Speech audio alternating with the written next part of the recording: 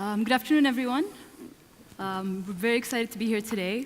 My name is Dina Shabib. I'm the founder and CEO of Farahii, the first online one-stop shop for bridal and wedding essentials with a focus on the GCC bride. I'm very excited to be here with this great panel of experts. And honestly, instead of me introducing you, I'd like you guys to just maybe take a minute and give a quick background about yourselves. Annada?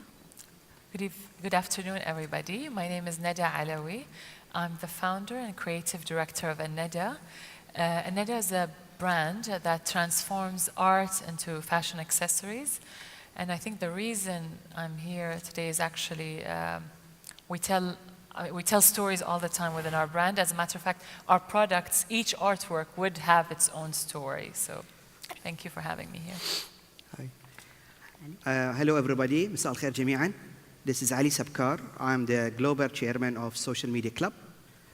Social Media Club is an NGO, a global NGO that gathers the professionals in social media together around the world to connect them and share lessons that they have learned through their, let's say, stories. Thank you. Sorry. Hi, everyone. My name is Mahmood Qannati. I'm the head of brand, marketing, and corporate communications for Bahrain Islamic Bank. As you may know, Bahrain Islamic Bank is the first Islamic bank in Bahrain. We've gone through a huge transformation. I'm taking this opportunity to tell you how storytelling was part of this transformation. Assalamu alaikum. Good afternoon, everyone. My name is Alsayed. I run a digital marketing agency called MADDigital. We're 5 years old. It's a little baby and growing very well and strong thanks to our wonderful clients. We're based in Bahrain and we specialize in web, social, and branding. Thanks, Dina. Thank you very much. So today we're here to talk about communicating ideas on various different platforms within the context of a story. So I'd like to start by just maybe directing it to all of you within your different industries and the different realms of what you work on. What is effective storytelling, in your opinion? I'm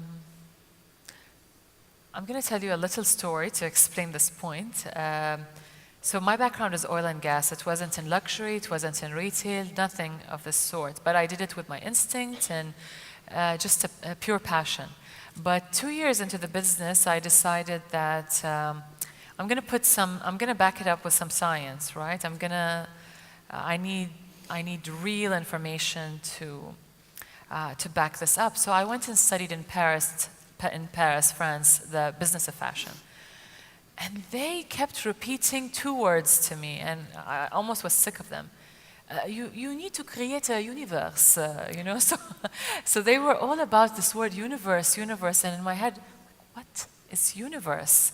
And the second word was segmentation, just in case you were curious, because segmentation is part of the universe. So universe is basically the story behind the story. What goes in the back of your story? What is it that you're insinuating or not saying it in front of people, but the personality of your brand does. So I think that's, to me, having the right universe or building the right universe for that brand and company, as I feel I did for Annada, which is our brand. And I don't know if you're familiar with it. If you've ever entered our store and knowing our brand, I feel everything would come to you. And it's not a coincidence. It's because throughout the years we were able to build certain feelings in your hearts or certain stories. And that's how I feel, I think good storytelling is. Okay. Thank you. Thank you. For me, the storytelling is all about how human is the story. Been doing a couple of campaigns through the last 20 years with my ex-companies. I was with Zain Bahrain as an e-marketing manager, and then I had my own agency. So we worked with a couple of brands, and the most successful campaigns was always about people in the campaigns, telling stories about themselves, what they like to do, their ambitions, where they would like to go. That attract people because at the end, everyone has a story. And all people are following the big brands because they want to know about them. They want to know more about the stories. You see today, the big brands, the big accounts are always the influencers, or let's say the players, musicians. They have the biggest followers. Like, Ronaldo has the biggest thing, So,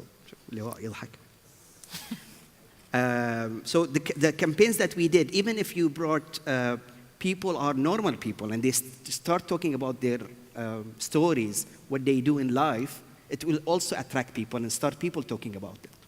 So for me, storytelling is always about the people in the campaign itself.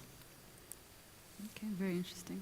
I completely agree with both of those views.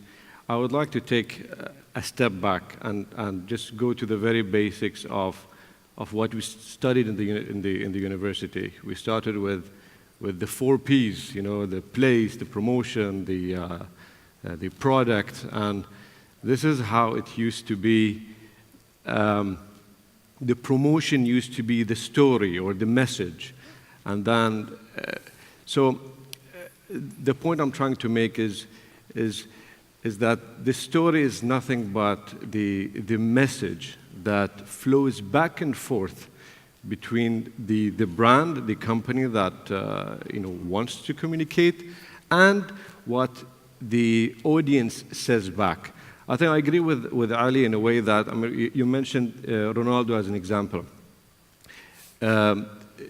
It's because Ronaldo told a story through actions, through words, through behaviors that made the audiences respond back.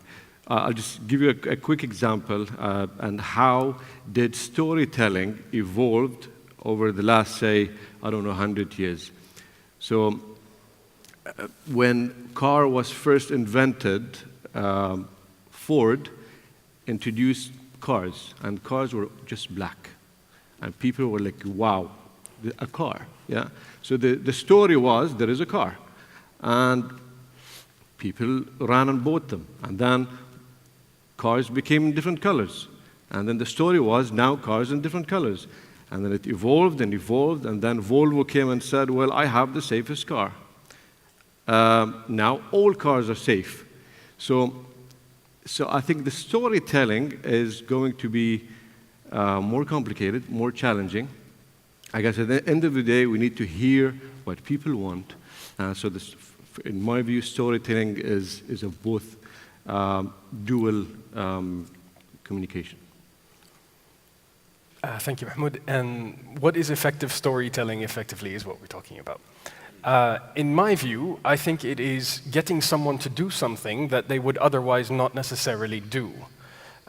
Whether it is subscribe to something, buy something, do something, whatever that may be, very broadly. And the question then begs itself, it is, how do you do that? And what toys, what tools, what channels do you have, what touch points do you have to move people along that journey? If I may answer the first one, in my view again, how do you get people to do something they wouldn't otherwise do? How do you effectively tell a story? To pick up on something that my esteemed colleague Annada said, she mentioned feelings. If you elicit an emotional response in someone, if you resonate with their emotions, considering that heart always wins over head, they may do something you want them to do, whatever that may be broadly. Subscribe to a cause, buy a product, join a mailing list, whatever it may be. Now, the tools that you have, what channels do you have at your employee to actually achieve that, are vast and very many. From the vantage point of a marketing agency that focuses on digital, we talk about those that give you the highest return on your investment. Now, no matter what seat you're sitting in, no matter whose shoes you wear, everybody seems to always want more subscribers, more customers, more people finding out about me, whether that's me, an individual, or a brand, or a cause, or whatever it may be. So the channels are vast and very many. It's about telling a consistent story across all of those channels that evolves, like my esteemed colleague Mahmood has said, with that segment of one. It's not screaming on a rooftop and talking to everyone, rather it is marketing to a segment size of one. And framing that, not in terms of, this is what I have to give you, rather, this is what you will benefit from availing my blank. And obviously, the final gauge for whether or not it's effective is if you move them along that journey down the funnel to do what you want them to do. Yes, definitely. To actually touch on the points that you mentioned, you were talking about the universe and it's about the people. How does all that come along when you are looking at certain channels such as social media channels that we have right now?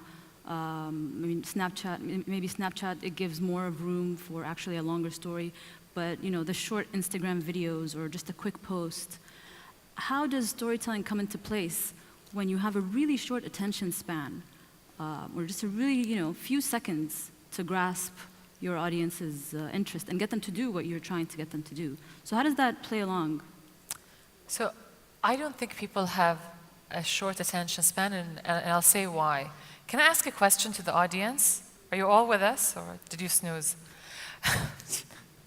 So my question to you, how many of you binge watch a series on Netflix? Thank you. Does that say short attention span? Of course not.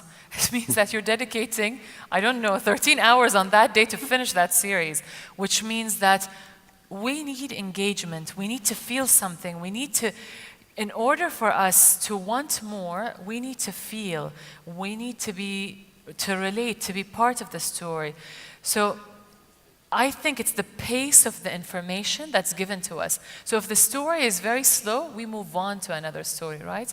I think the minute Instagram introduced the story part, I personally, to me, Snapchat was exhausting, but Instagram story is easy. I can just get to it. I post. It's a snapshot of what I'm thinking. I just love it. I personally love it.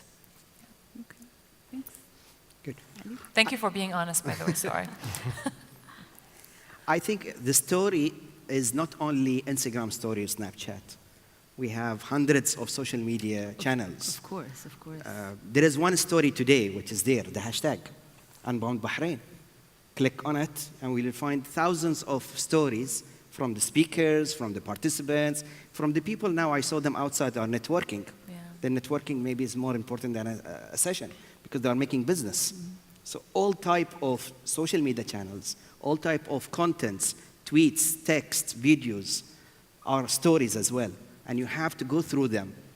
I'm not very much with having only one channel and using only a video for the story, but the story has to complete, I have to see you everywhere, wherever I search for that.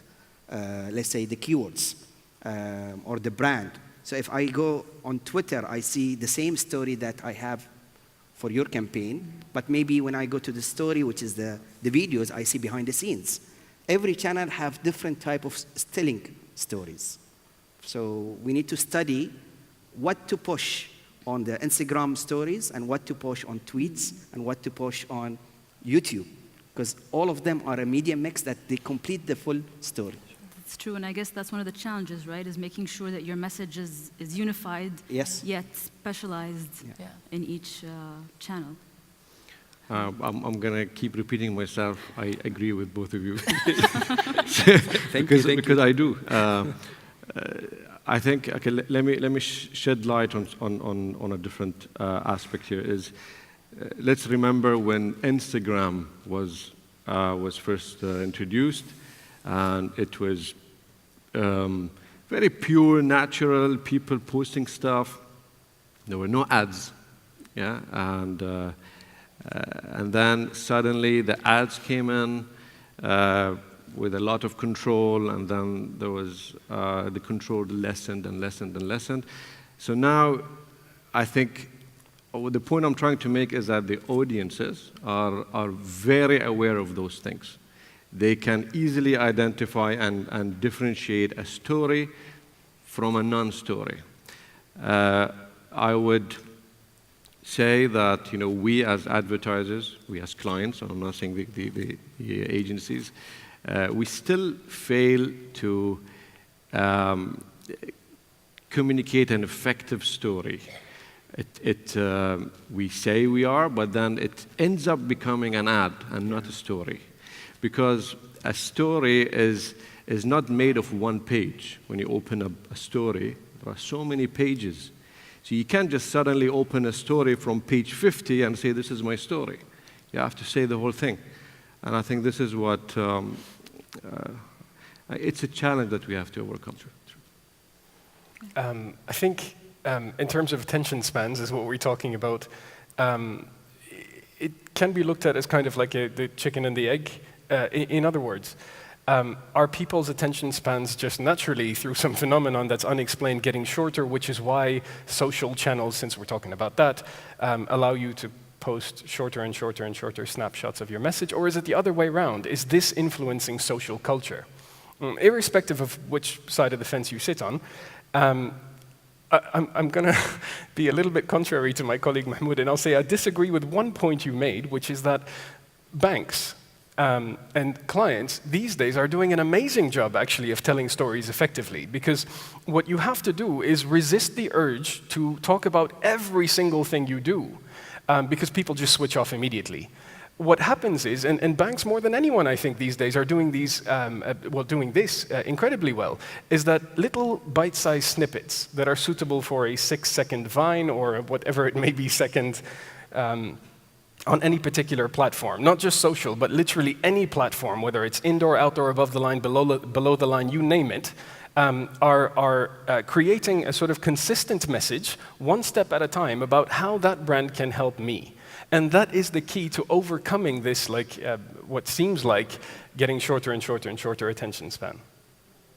Just completely agree. And when you're talking about the banks, maybe the banking industry in specific, especially here in Bahrain, you pass by billboards on every traffic light, and they're competing with each other, and it's big, and some of them do have a story that runs through in different medias, and others, maybe they just thought this is enough. And maybe I'd like to ask you, in your opinion, can you give me an example of something that we've maybe seen in our current media, in our time, of what you would consider a good story versus an ad? So I think, let me touch upon the example you mentioned. You said you were driving down a highway and you saw an ad with a competitive ad.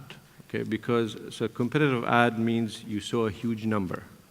You saw a huge sign, dollar sign, and cash and cash flying everywhere, right?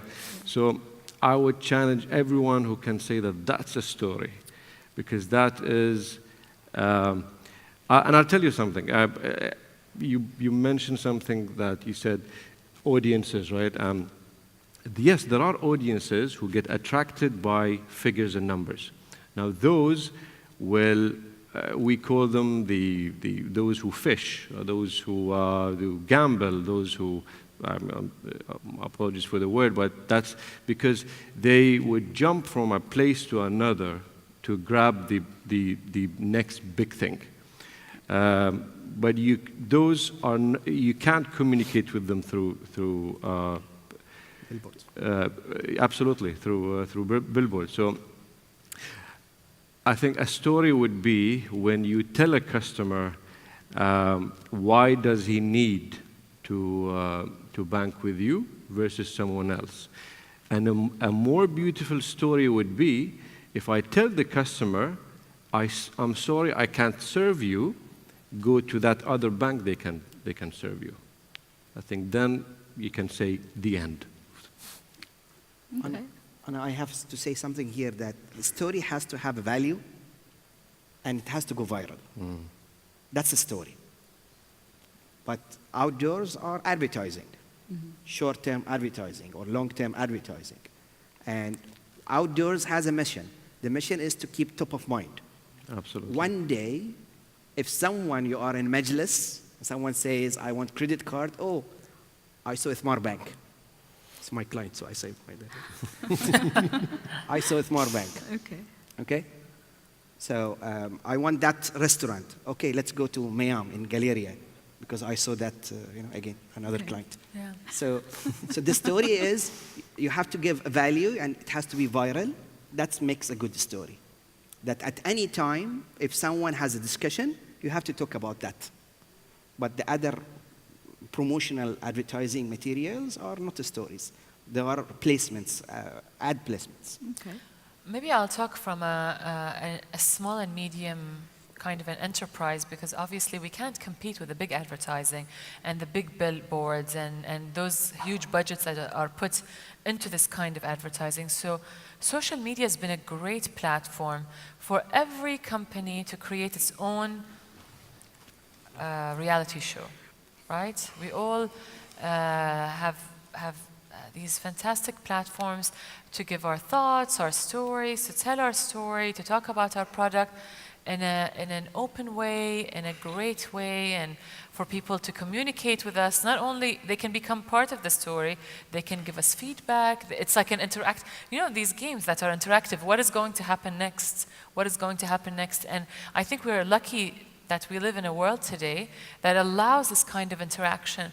And I think sometimes, yes, the banks and these really big clients might have that challenge because they need to move from that big billboard number into more feelings and substance. Yes, as a consumer, I want my benefit, but I also want to be safe, and I want to be, you know, I want to feel good about myself. Yeah. So, yeah. If I may add something here, and you mentioned Netflix, right? I love Netflix. Yeah. So not advertising.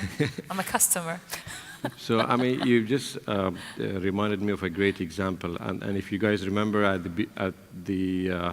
when I first spoke, I said that it's a both-way communication. How many of you watch Black Mirror? Black Mirror.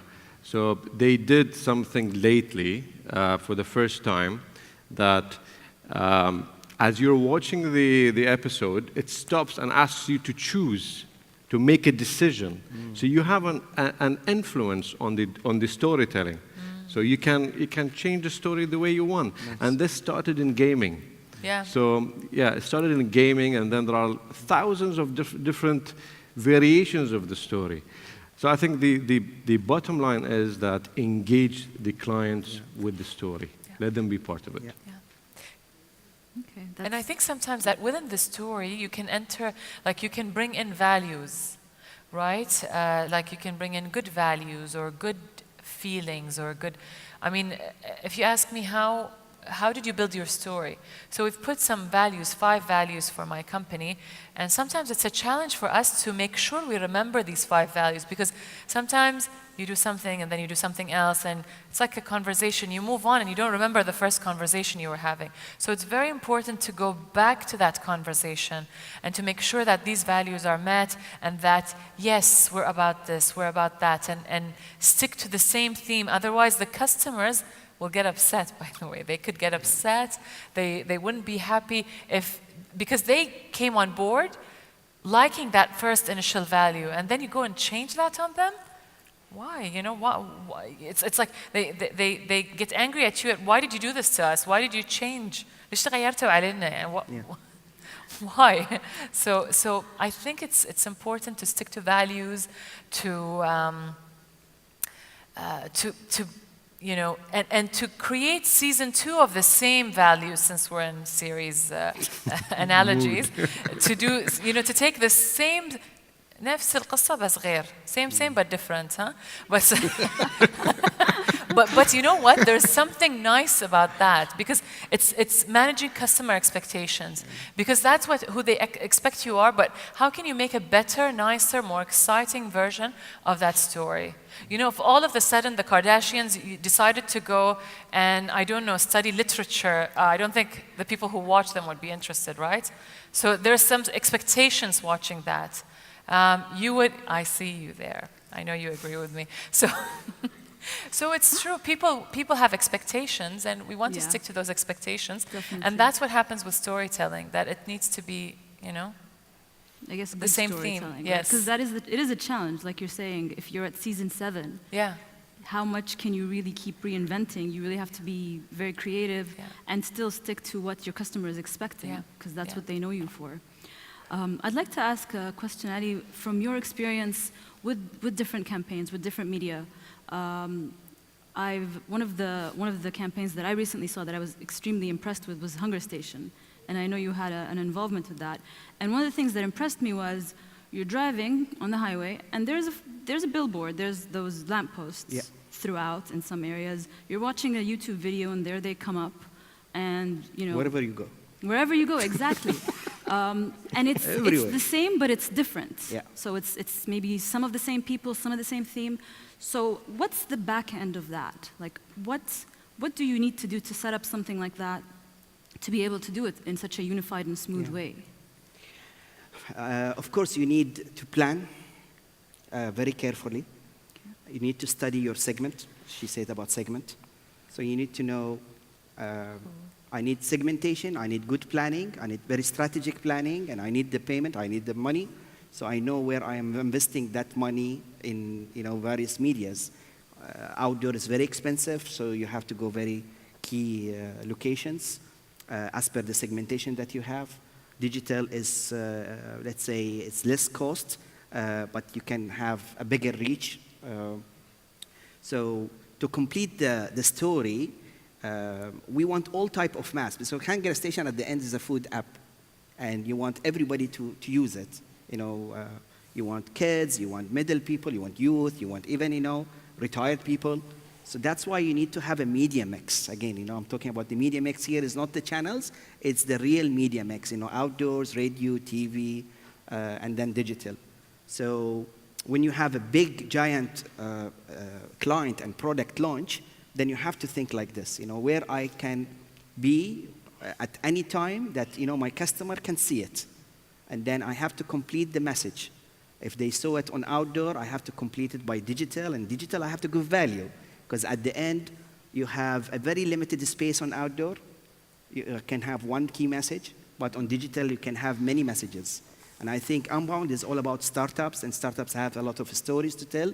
So once they go digital, they have to tell story with key messages, different messages, and segmentations.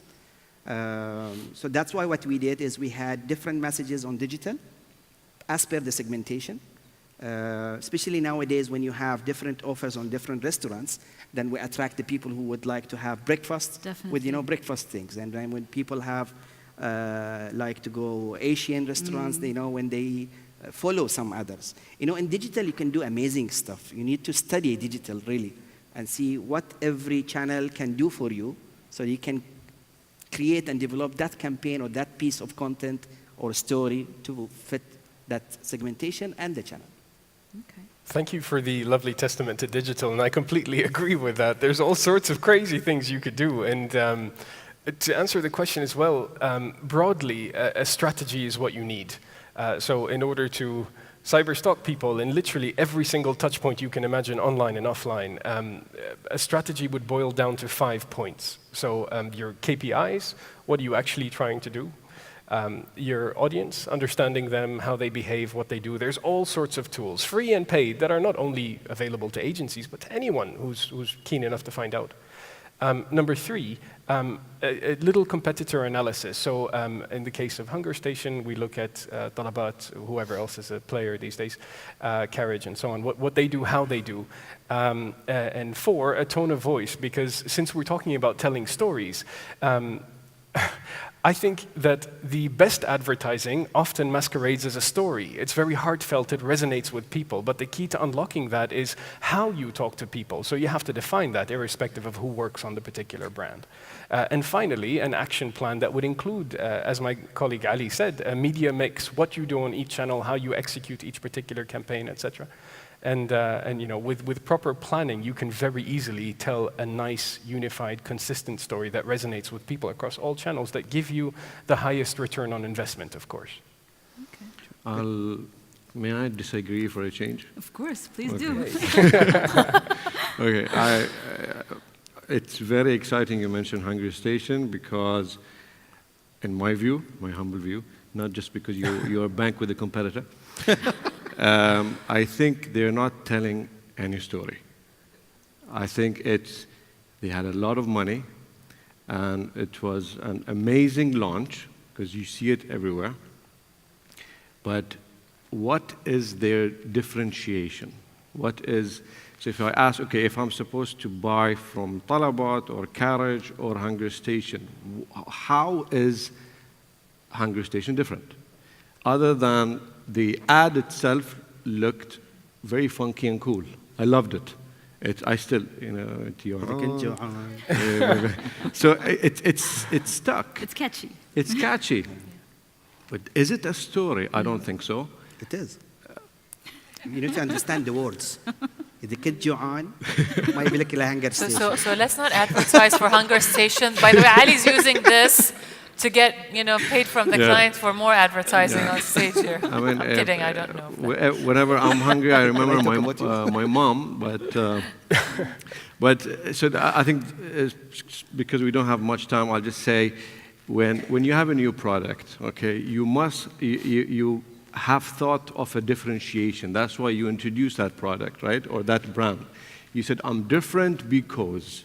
If it was about being a Bahraini company, then play that game and tell that story.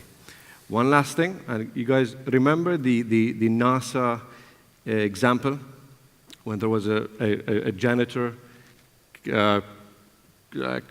cleaning the floors, and then someone, I think the president asked this person, what are you doing? He said, I'm sending a man on the moon, right? What does it mean? That we're all working towards sending that man to the moon. So I don't think I think it was a great campaign. It was a great media buy, but I don't think it was a complete story. And I'm not sure if you guys agree, but yeah. Okay. Well, thank you for that opinion. It's very interesting to see the different perspectives.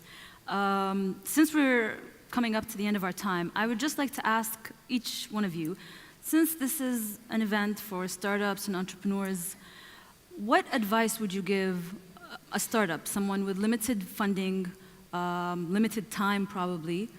What kind of advice would you give them in order to get them out there and really start thinking about storytelling? How do I do this? How do I implement it within my limited resources in an effective way, in the most effective way?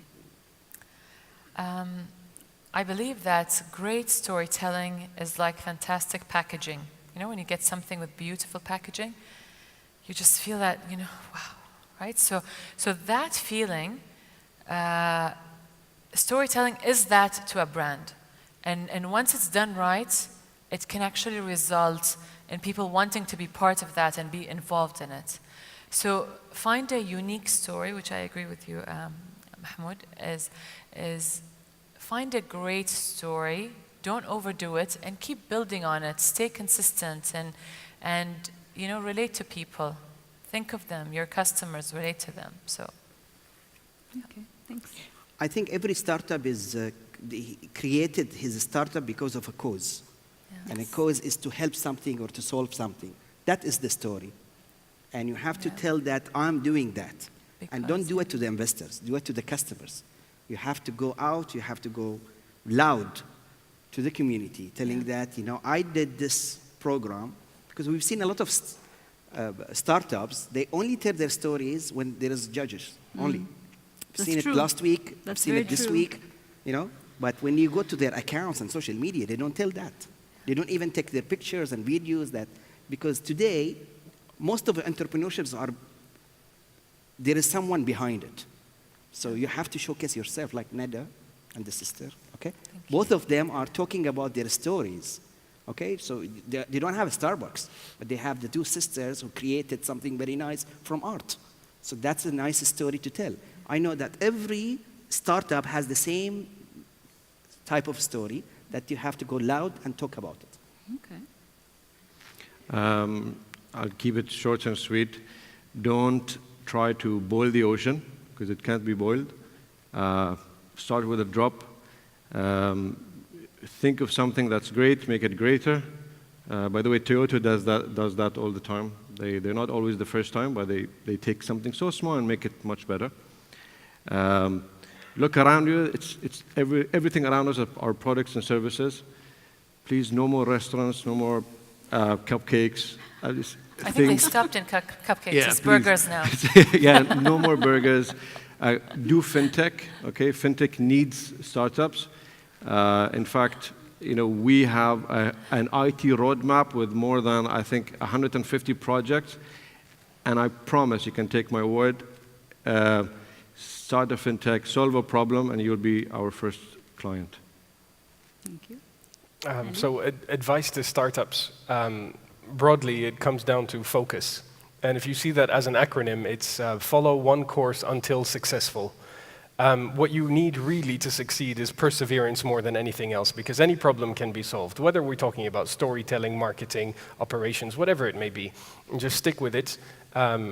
The idea is that you started this to solve a problem that you experienced or you've seen someone or heard of someone experience. That is a great place to start the story.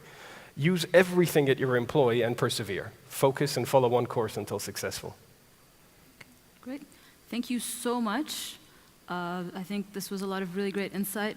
Our time is up, but it was a pleasure. Thank you very everyone. much. Thank you. Thank you so much.